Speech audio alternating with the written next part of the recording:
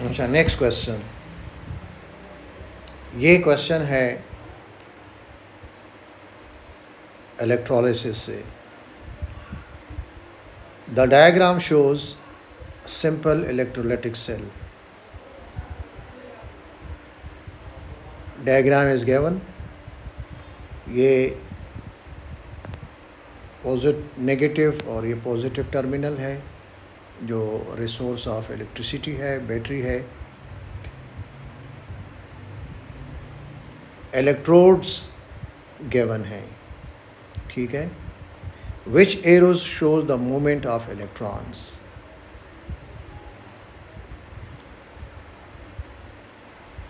Movement of electrons.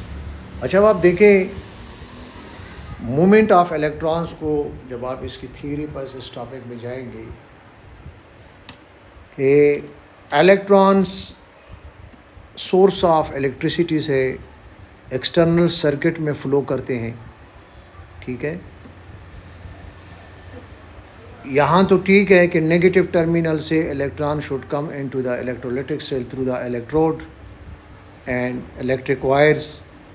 One movement तो ठीक है, ये जो वन है ये करेक्ट है। और 3,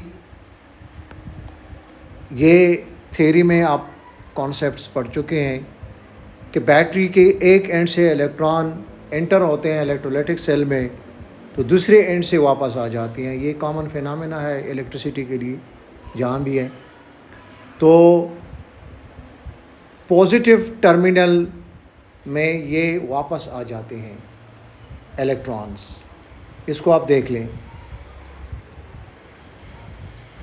तो 3 में भी मूवमेंट डायरेक्शन ऑफ इलेक्ट्रॉन ठीक है कि वापस इलेक्ट्रॉन वहाँ जाते हैं, ठीक है ना। अगर इसको आप फर्दर कॉन्सेप्ट्स रिकॉल करें तो ये वाला जो इलेक्ट्रोड है ये है कैथोड और ये है एनोड। मैं लिख लेता हूँ, और ये है कैथोड। अच्छा, इलेक्ट्रॉन्स ये कॉन्सेप्ट्स में आप पढ़ चुके हैं कि कभी भी इलेक्ट्रोलाइटिक सोल्यूशन से गो थ्रू नहीं करते। इलेक्ट्रॉन्स कभी भी सोल्यूशन में या मॉल्टन स्टेट में मूवमेंट इलेक्ट्रॉन्स की नहीं होती, वो मूवमेंट आयंस की होती है, इलेक्ट्रॉन्स की नहीं होती। तो 2 इज रॉन्ग। अब इसका ऑप्शन होगा 1, 3, तो you have to check this, tally this with the options. A में तीनों ठीक है, रॉन्ग। बी में 1, 2 no. C 1, 3, so C is the option, और डी भी गलत है। ये आप कॉन्सेप्ट्स के साथ रिकॉल करें, बहुत सारे क्वेश्चंस टॉपिकल आपको करने होंगे। अच्छा,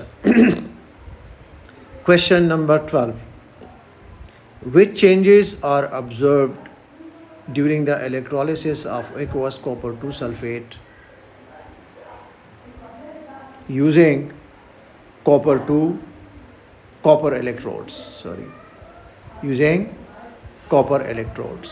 अच्छा, ये पूरा फिर से आपको इलेक्ट्रोलिसिस टॉपिक पे जाना होगा, जहाँ पर कंपेरेटिवली 2 टाइप्स ऑफ इलेक्ट्रोड्स हम इस्तेमाल करते हैं।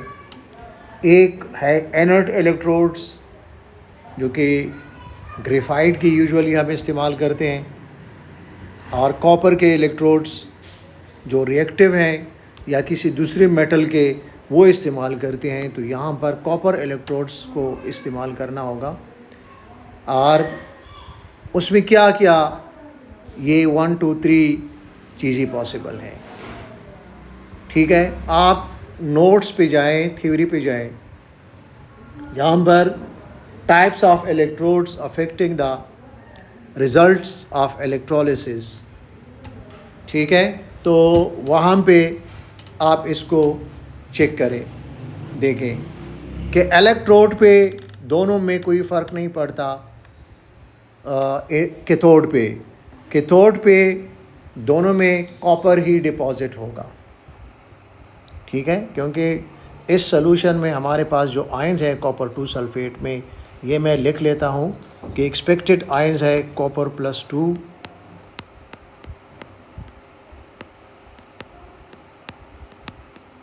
सल्फेट आयन, और वाटर को भी हम अगर आयोनाइज्ड यहाँ पे कंसीडर करें तो वी हैव ये हाइड्रो ऑक्साइड और हाइड्रोजन आयन्स। अच्छा, अब सल्फेट आयन तो आप पढ़ चुके हैं कि नहीं जाएगा। Hydro oxide should be attracted towards anode. Hydrogen और कॉपर 2 आयन्स में कंपटीशन होगा। अगर आप उस केटाइंस एनाइंस की सीरीज़ को देखें जो नोट्स में आपके पास है, उसमें से जो डाउन होगा उसकी प्रेफरेंशियल डिस्चार्ज ज़्यादा होगी। कॉपर 2 आयन्स उस सीरीज़ में, इस लिस्ट में हाइड्रोजन आयन्स के नीचे है, तो कॉपर 2 आयन्स की प्रेफरेंस है। यहाँ पर हाइड्रो ऑक्साइड आयन्स और ये नेगेटिव दोनों would be attracted towards anode, लेकिन ये रिएक्टिव एनोड होगा, तो इसका एनोड इटसेल्फ क्या होगा, ऑक्सीडाइज होगा, and electron will flow back to the resource of battery. ठीक है। तो इसकी रिएक्शंस क्या होंगे, कैथोड पे ये रिएक्शन होगा, copper 2 ions from the solution would gain electron to make copper, ये डिपॉजिट होगा, कोट बनाएगा पिंक, जो भी कलर है उसका। ठीक है। और ये कैथोड के ऊपर रिएक्शन होगा, एनोड के ऊपर रिएक्शन होगा। एनोड इटसेल्फ जो कि कॉपर का है oxidizes producing Cu+2 ions। ठीक है, ये +2 है। अच्छा, और 2 इलेक्ट्रॉन्स रिलीज करेगा। तो ये एक दूसरे के रिवर्स रिएक्शंस है। अच्छा, तो अब इसमें 1 2 3 हम देखेंगे। A pink solid is deposited on the negative electrode, वो तो हमने देख लिया, दिस वन करेक्ट है। Bubbles form on the positive electrode, नहीं, पॉजिटिव इलेक्ट्रोड जो है वो कॉपर का है। यहाँ पे hydro oxide ions are not discharged to form oxygen, but rather copper जो कि इलेक्ट्रोड है, it itself oxidizing or releasing copper 2 ions, and electrons are taken up by the battery। तो bubbles नहीं आएंगे। The color of the solution does not change। अच्छा, ये observations में notes में आपने लिखा होगा, पढ़ा होगा, पढ़े दोबारा कि यहाँ पे चूँकि copper 2 ions in the beginning would be attracted by cathode, but at the same time anode of copper start oxidizing, releasing copper 2 ions। तो copper 2 ions की कोई कमी नहीं आएगी सॉल्यूशंस में। इनफैक्ट जो मास है, जो स्टफ़ है एनोड का, वो स्लोली एंड ग्रेजुअली सारा माइग्रेट होगा कैथोड पे, और जो ओरिजिनल सॉल्यूशन में कॉपर 2 आयन्स हैं उसके अमाउंट पे कोई फ़र्क नहीं पड़ेगा, वो कम नहीं होगा न ज़्यादा होगा। तो colour blue colour copper 2 sulphate का, बिकॉज ऑफ कॉपर 2 आयन्स, तो कॉपर 2 आयन्स पे कोई फ़र्क नहीं पड़ता, तो कलर डज नॉट चेंज। तो अब option 1 and 3 are correct, 2 is wrong. तो आप देखें इसको, ए बी ठीक है, रॉन्ग, सी 1 3 करेक्ट, और डी इज़ रॉन्ग। ठीक है, तो सी इज़ ऑप्शन। ये जिन स्टूडेंट्स को अब ये टॉपिक रिफ़्रेश होगा, वो रिसेंटली पढ़ चुके हैं या अभी इस क्वेश्चन को देखते हुए वो दोबारा खोलें, तो उनके पास रिसोर्स हैं, नोट्स हैं, मौजूद हैं, तो उनको जल्दी से आएगा।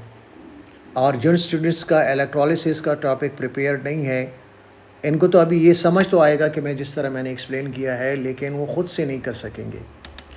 तो आपने क्या करना है, आपने 10 to 15 टॉपिकल हर उसके क्वेश्चंस करने हैं। टॉपिकल भी मौजूद है आपके पास, बड़े सारे, आप ख़ुद भी सर्च आउट कर सकते हैं पास पेपर से, ठीक है। रेडीमेड रिसोर्स भी आपको मिल सकते हैं, कहीं से भी मिल सकता है, बहुत सारे आजकल अवेलेबल हैं, नेट पे अवेलेबल हैं, तो ये कोई मुश्किल नहीं होगा, ठीक है। अच्छा, तो ये हो गया।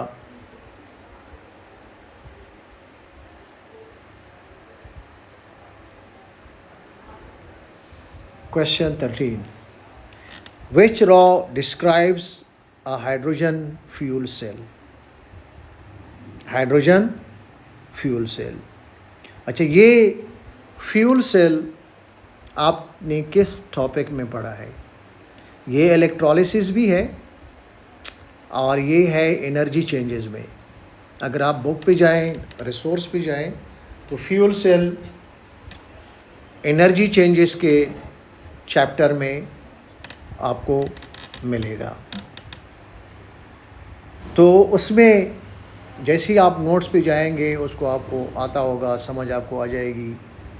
केमिकल प्रोडक्ट इसमें क्या है, comparison of fuel cell with petrol engine, उसके साथ आप इसको देखेंगे कि दोनों का क्या कंपैरिजन है, पेट्रोल इंजन के साथ क्या कंपैरिजन है, ठीक है। ये भी आपने थ्योरी में, नोट्स में, क्लास वर्क में टीचर्स ने आपको एक्सप्लेन किया है, पढ़ चुके हैं आप। जो हाइड्रोजन इज़ ए फ्यूल या फ्यूल सेल, उसमें हाइड्रोजन इस्तेमाल होता है, फ्यूल, ठीक है। और पेट्रोल का इंजन, दोनों में क्या कंपैरिजन है, ठीक है। Hydrogen and oxygen chemical products नहीं है इसमें, क्योंकि ऑक्सीजन और हाइड्रोजन दोनों यूटिलाइज होते हैं फ्यूल सेल में। तो ऑप्शन ए आगे जाने की ज़रूरत नहीं है, रॉन्ग है। फिर ऑप्शन बी में भी हाइड्रोजन और ऑक्सीजन, ये भी रॉन्ग है, आगे जाने की ज़रूरत नहीं है। सी वाटर बन जाता है, क्योंकि अगर आप इसको हाइड्रोजन और ऑक्सीजन की यूटिलाइजेशन का इक्वेशन लिख लें, जिसमें वाटर बन जाता है, ठीक है। इसको आप बैलेंस करें, anyway you can balance it, ठीक है। यहाँ पे आपने 2 करना है और उधर 2 करना है। एक्चुअली ये हाइड्रोजन और ऑक्सीजन फ्यूल सेल में कंबाइन होते हैं, तो as a result of that combination electron transfer takes place और electrons are generated through the external circuit. तो फिर वही इलेक्ट्रिसिटी बन जाती है, हमें इलेक्ट्रिसिटी मिल जाती है। अब यहाँ पे इस क्वेश्चन में मैं पूरा टॉपिक की तरफ तो नहीं जाऊँगा, लेकिन ये जल्दी जल्दी आपको बताऊँ। तो वाटर इज़ द प्रोडक्ट, तो सी और डी दोनों क्वालिफाई करते हैं। नेक्स्ट में हम जाएंगे कि नेक्स्ट कॉलम में देखेंगे, hydrogen has a lower energy content by mass then petrol. ये आप नोट्स में, रिसोर्स में कंपेयर कर सकते हैं कि अगर 1 ग्राम हाइड्रोजन से या कोई भी अमाउंट ऑफ हाइड्रोजन हो, उससे कितनी एनर्जी निकलती है, और फिर वो एनर्जी हम पेट्रोल से करते हैं, कंपेयर करते हैं, ठीक है।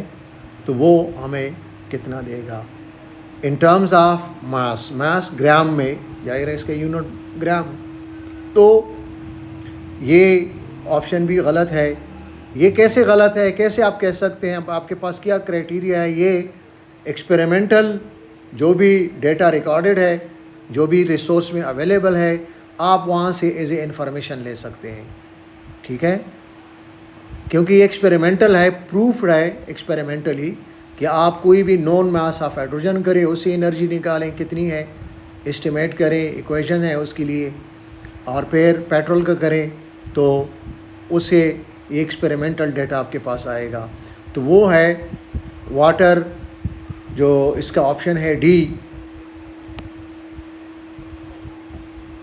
अच्छा, a renewable fuel may be used in a fuel cell, a petrol engine uses a non renewable fuel cell. अच्छा, ये ऑप्शन क्या है, ठीक है ना, कि हाइड्रोजन और उसकी जो उसमें कंपैरिजन हम करते हैं, ठीक है, ये तो प्रूफ हो गया कि ये ऑप्शन रॉन्ग है। A renewable fuel may be used in a fuel cell, renewable energy है, सोर्स ऑफ एनर्जी, कहेंगे रिन्यूएबल एनर्जी और नॉन रिन्यूएबल एनर्जी, जो कि बार बार हम इसको जनरेट कर सकते हैं, ठीक है। फ्यूल सेल में यही इस्तेमाल होता है। हाइड्रोजन हमारे पास कहाँ से आता है, हमें वैसे पेट्रोल की क्रैकिंग से भी आ जाती है हाइड्रोजन गैस। अगर ये ना हो तो हम इलेक्ट्रोलिसिस ऑफ वाटर कर सकते हैं। वाटर की अमाउंट बहुत ज़्यादा है अर्थ पे, 3/4 पार्ट्स जो है ना वो वाटर के हैं, तो बाकी नॉन रिन्यूएबल है, पेट्रोल वो नॉन रिन्यूएबल है, तो ये ऑप्शन ठीक है। अच्छा, number 14, which statements about endothermic reactions are correct. Endothermic reactions जिसमें एनर्जी एब्जॉर्ब होती है from the surroundings into the system. Energy is absorb from the surroundings, ठीक है, ये ऑप्शन ठीक है। Number 2, energy is release to the surroundings, तो दोनों तो ठीक नहीं हो सकते, ठीक है। अगर वन को हमने ठीक कर दिया कि एनर्जी इज एब्जॉर्ब्ड, तो एंडोथर्मिक में एनर्जी रिलीज नहीं होती, 2 is wrong. The temperature of the reaction mixture falls, ये एक बड़ा अहम क्वेश्चन है, स्टूडेंट्स इसमें मिस्टेक करते हैं, ठीक है। अब लेट्स से अगर कोई रिएक्शन में, यहाँ पर डायग्राम बनाओ, ये कोई कंटेनर है जिसमें रिएक्शन हो रहा है, एंडोथर्मिक है। एंडोथर्मिक का मतलब है कि इसमें एनर्जी एब्जॉर्ब होती है।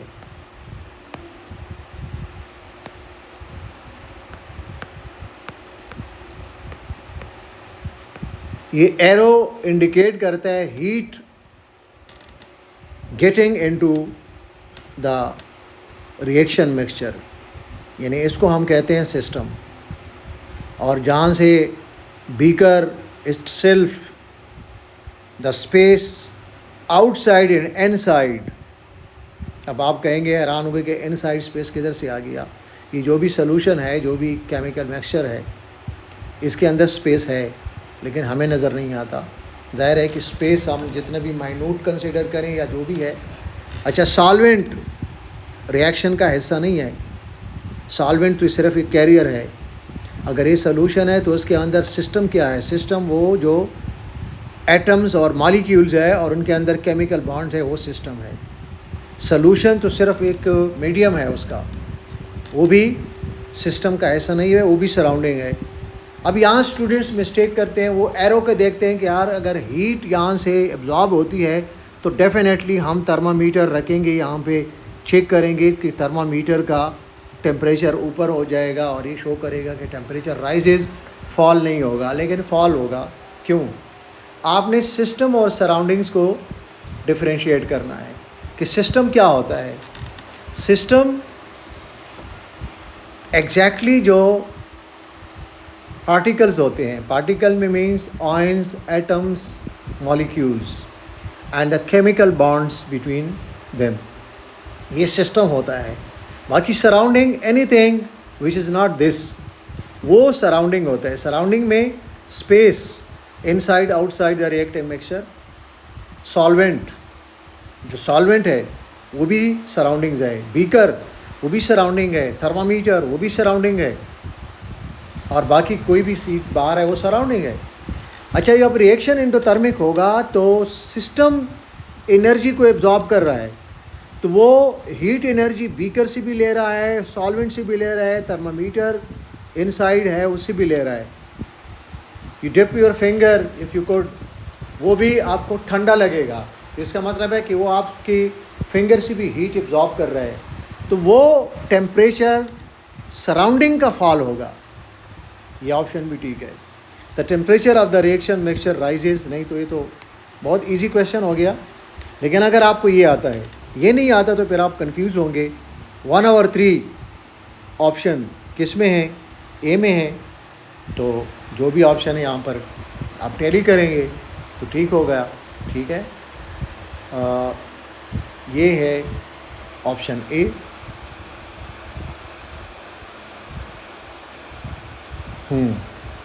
अगेन ये भी ऐसा क्वेश्चन है कि जिसमें टाइम लगेगा। ठीक है, आपने बॉन्ड एनर्जीज़ का कॉन्सेप्ट एनर्जी चेंजेस में पढ़ चुके हैं कि इसमें 1 mole of any bond energy कैलो जॉल पर मोल का मतलब यही है, और इसका यूनिट कैलो जॉल है। ठीक है, तो इसमें आप देखेंगे ये है रिएक्टेंट्स और ये है प्रोडक्ट्स। इसमें आपने नंबर ऑफ़ बॉन्ड्स को देखना है कि स्पेसिफिकली कौन कौन से हैं। यहाँ पे ओल्ड बॉन्ड्स आर ब्रोकन और न्यू बॉन्ड्स आर फॉर्म्ड। अगर आप देखेंगे इसको ज़रा, हाइड्रोजन जिसकी एनर्जी है 436, क्लोरीन सिंगल बॉन्ड जिसकी एनर्जी है 242, और उस साइड पे ये 2 टाइम्स हैं हाइड्रोजन क्लोरीन, ये 2 टाइम्स यू विल पुट 431। बहुत इजी हो गया। देखें रिएक्टेंट साइड पे आपने एवरेज इंथैल्पी शो करना है, और इंथैल्पी चेंज किया है वो मैं आपको इक्वेशन बता देता हूँ। ठीक है, इजी है, कोई मुश्किल नहीं है। आप इसको रैंडमली करें, ये एनर्जी जो होगा ये पॉजिटिव होगा, एब्जॉर्ब होगा, ये रिलीज़ होगा, नेगेटिव होगा। ठीक है, 431 सॉरी इंटू 2, और यहाँ पर कितना होगा 436 प्लस 242, दोनों साइड पे आप करें, ये आएगा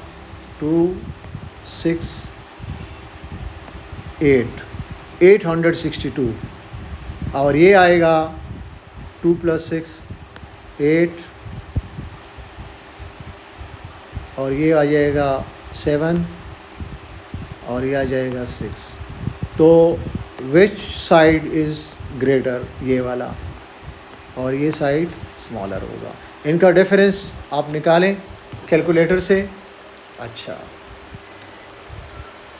जो एनर्जी एब्जॉर्ब्ड है that is less than energy released, तो the difference is enthalpy delta H. ठीक है, इसको आप कैलकुलेटर में देखें।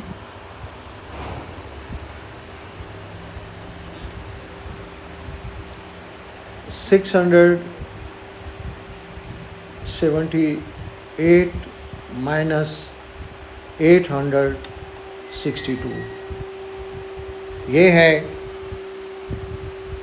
नेगेटिव या -184, दोनों का डिफरेंस आ गया। तो ऑप्शंस आप देखें, इट्स ऑप्शन बी। अच्छा, इसका वो भी है, इक्वेशन भी है, if you can remember, delta H for the reaction by using bond energies. तो total bond energies of the reactants minus total bond energies of the products. ये शॉर्टकट मैंने लिखा प्रोडक्ट्स का, P for products, R for reactants. आप पूरे लेके words reactants and product लेके कोई नहीं है।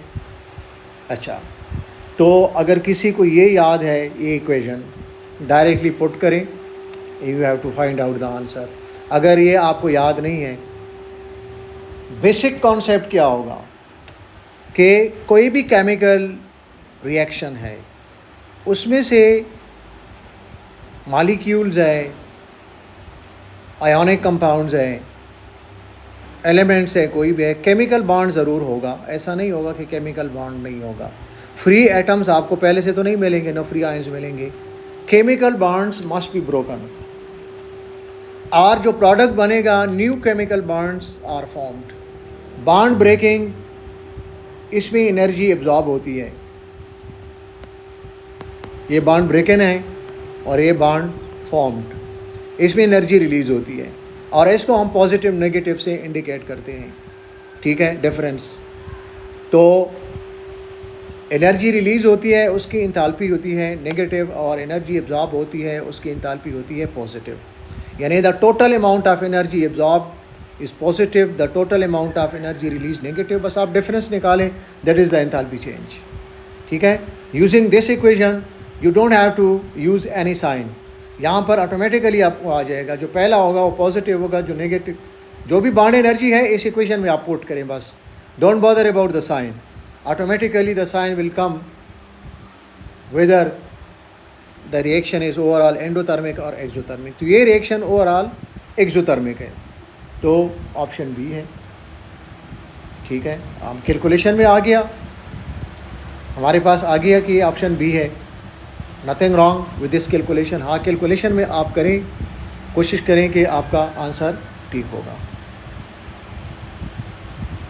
अच्छा, एक मज़ीद क्वेश्चंस करते हैं। Which statement is correct?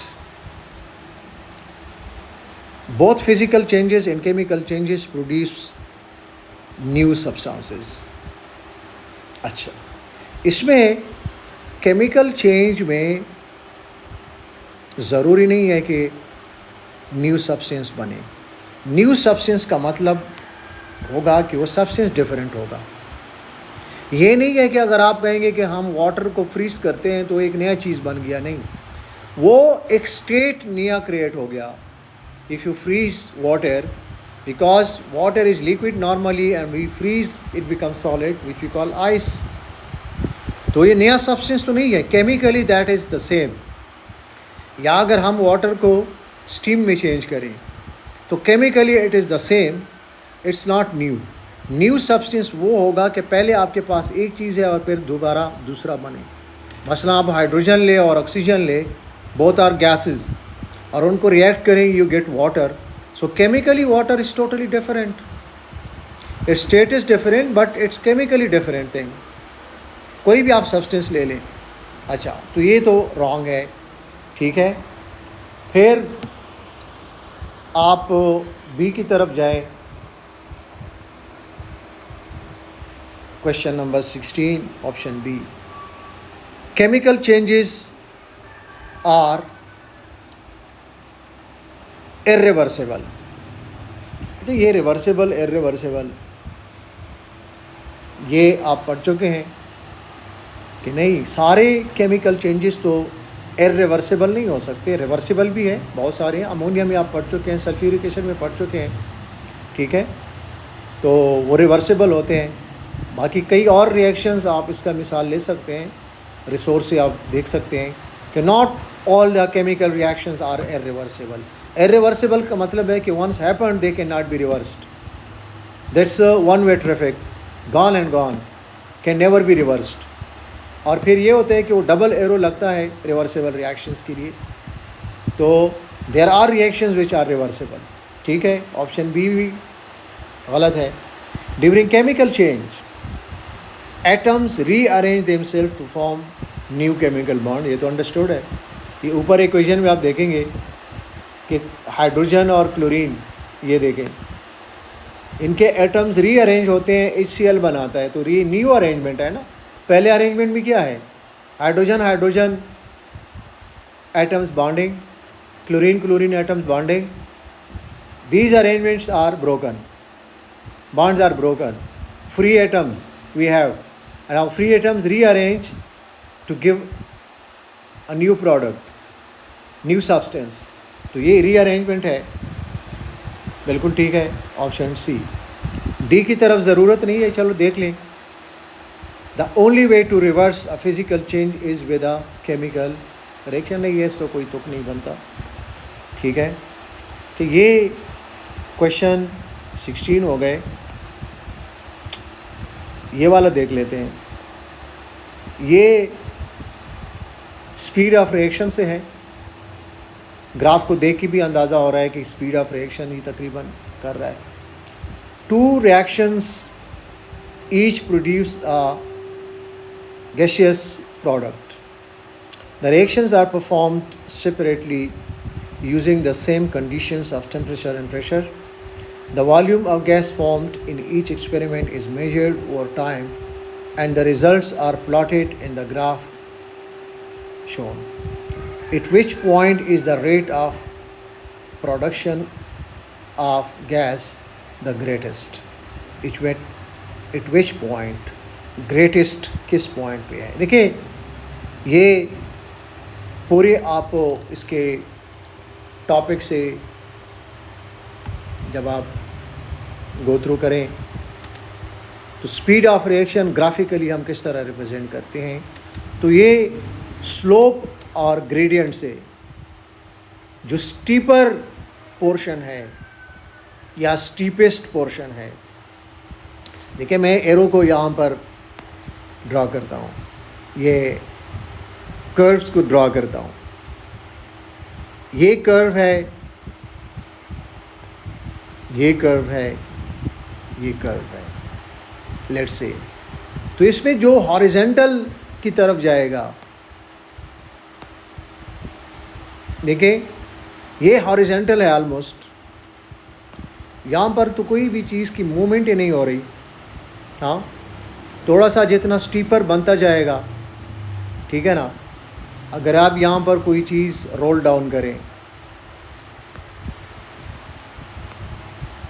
आपके पास एक मार्बल है, बंटे हैं, या कोई पेंसिल आप रोल डाउन करें, तो कहाँ पर स्पीड ज़्यादा होगा? जो स्टीपर होगा। अच्छा, ये थोड़ा सा कॉन्सेप्ट को रिलेट करने के लिए है। यह ऐसा नहीं है कि वाकई केमिकल रिएक्शन में ऐसी कोई चीज़ है जो कि रोल डाउन हो रहा है और आप उसको देखेंगे, नहीं भाई। इसका क्या कॉन्सेप्ट है कि कोई भी काम जितना कम टाइम में होगा, हम उसको कहते हैं कि इसका रेट ज़्यादा हो गया। कम टाइम में, हाँ, टाइम थोड़ा होगा और काम ज़्यादा होगा, वो चाहे डिस्टेंस ट्रेवल करना है, चाहे कोई और काम करना है, कोई भी केमिकल रिएक्शन कितना प्रोडक्ट बना, कितने टाइम में बना, तो वो उसको हम कहते हैं टाइम पे डिवाइड करके हम इसको पर यूनिट टाइम, कोई भी अमाउंट है, रेट है, व्हाट्सोएवर, या वॉल्यूम ऑफ गैस है, मास है, व्हाट्सोएवर, उसको हम रिकॉर्ड करते हैं। तो पर यूनिट टाइम में जो जितना ज़्यादा होगा उसका स्पीड ज़्यादा होगा, ठीक है ना। ये समझ आपको आती है। तो स्टीपेस्ट कौन सा है? ये ग्राफ से करना है, ABCD। ए जाहिर है कि इस पोर्शन को आप देख रहे हैं ना, D वाला ये है, C वाला ये है, B ये है, ठीक है ना। आप इस एरो पे जाएं, ये वाला यहाँ B है, इसी कर्व, और ये जो कर्व है जो कि ऑलमोस्ट स्ट्रेट ऊपर जा रहा है, C ये है, D ये है। तो इसमें से कौन सा ऑप्शन है? ठीक है, ऑप्शन आपका